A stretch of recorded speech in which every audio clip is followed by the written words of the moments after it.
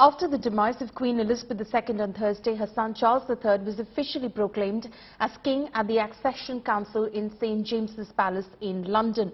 Although Charles III became king the moment his mother died, the Accession Council is held as soon as possible after death of a sovereign to make a formal proclamation of the successor. Nearly 200 senior ministers, including former prime ministers and ministers, attended the event. King Charles, accompanied by his wife Camilla and the heir to the throne William, were attendant at the Accession Council meeting. The proclamation will read from the balcony of the palace, and there will be gun salutes in Hyde Park and at the Tower of London. In the afternoon, senior members of Parliament will swear an oath of allegiance to King Charles III in the Houses of Parliament, as their current oath is to the Queen. King Charles III has become the King of United Kingdom after the demise of Queen Elizabeth II. King Charles addressed the United Kingdom from Buckingham Palace for the first time since becoming the nation's sovereign. Here's more on that.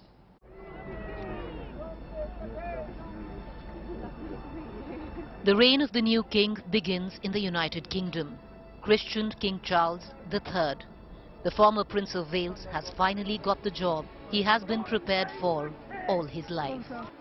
The king addressed the nation Friday, his first, after taking the reins, joining a mourning nation in their hour of grief.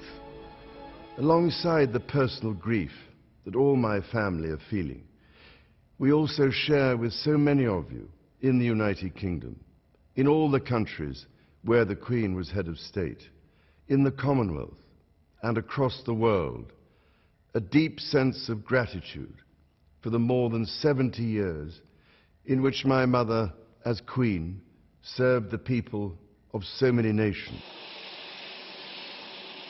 The king landed in London with Queen consort Camilla in a private jet from Balmoral. They were escorted in a cavalcade to the Buckingham Palace. The king greeted thousands of mourners, supporters assembled outside the royal London home. Always been an admirer.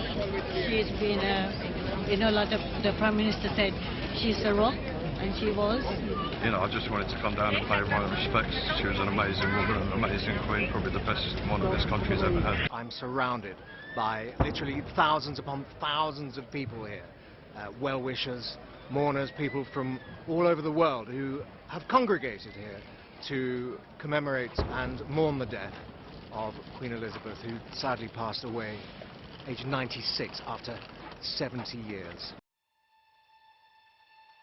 After months of whispers of the Queen's ill health, the royal family started travelling to Scotland's Balmoral Castle Thursday evening, fueling speculations that the reign of the 96-year-old Queen may have come to an end.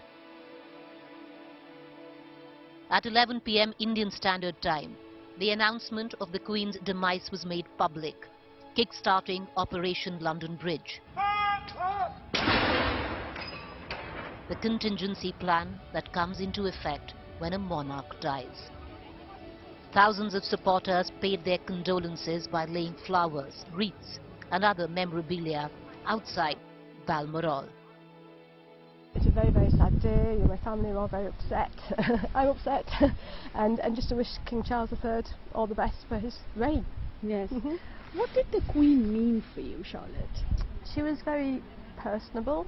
You just felt that, she was on the same level, really, and understood what the common people were going through. I'm outside the Balmoral Castle where the Queen breathed her last on September the 8th afternoon, and you can see how the tributes, the floral tributes, have been pouring in with different and beautiful messages, especially thanking her for her service.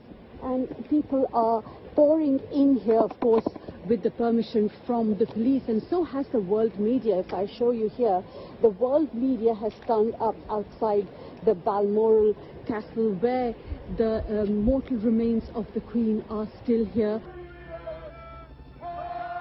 UK's national mourning will continue for 10 days starting Friday. The Queen's coffin will travel to London through Edinburgh in the coming days. Meanwhile, the Accession Council, which includes government figures, is likely to meet at St. James' Palace on Saturday. There will be a formal proclamation of the new king. This will be read out in public from a balcony at St. James Palace. King Charles will travel to Northern Ireland and Wales to attend service in the memory of his mother. The funeral of the longest-serving Queen is likely to be held on September 19th. Bureau Report, India Today.